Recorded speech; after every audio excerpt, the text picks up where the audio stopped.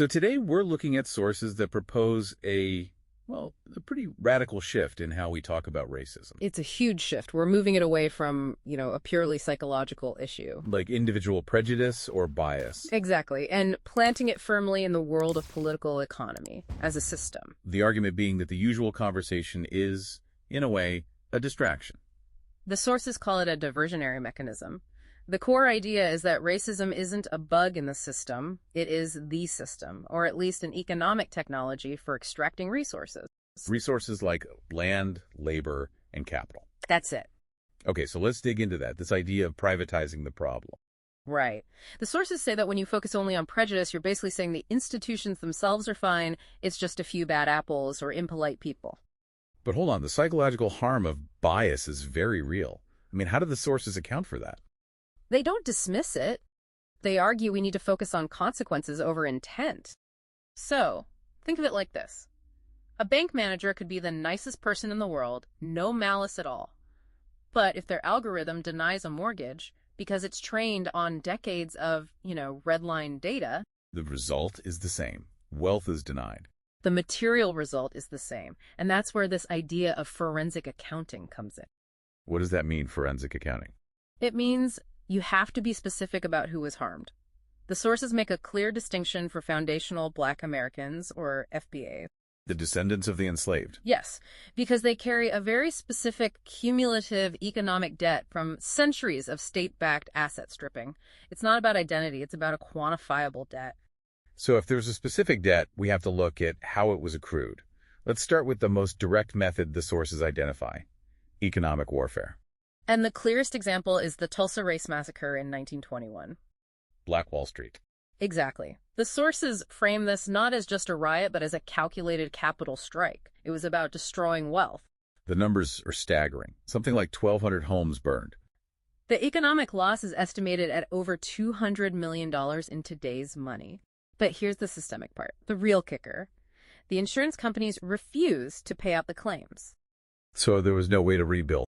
None. They just reset an entire community's wealth to zero.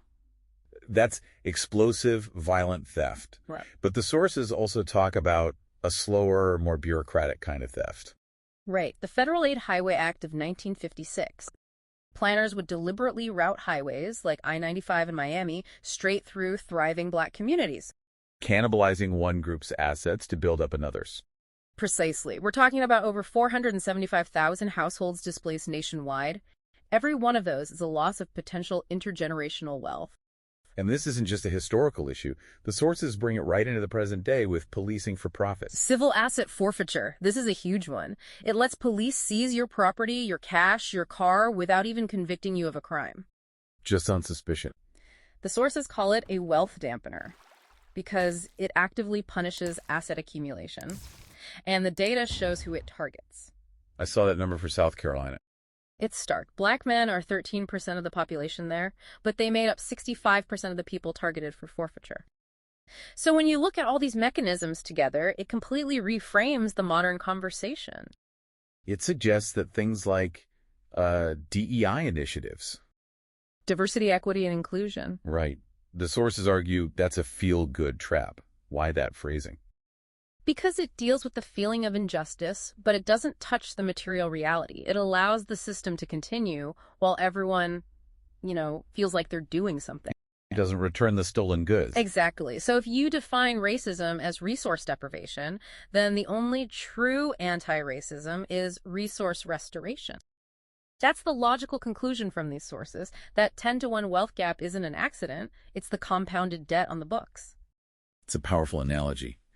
Acknowledging a theft, apologizing for the thief's manners, but letting them keep the loot. Right. The argument is that the discussion has to move from just conversations on race to checks for reparations. And that really challenges you, the listener, to reevaluate what justice actually looks like in material terms. It does. And if you want to go deeper, the sources suggest exploring the concept of root shock.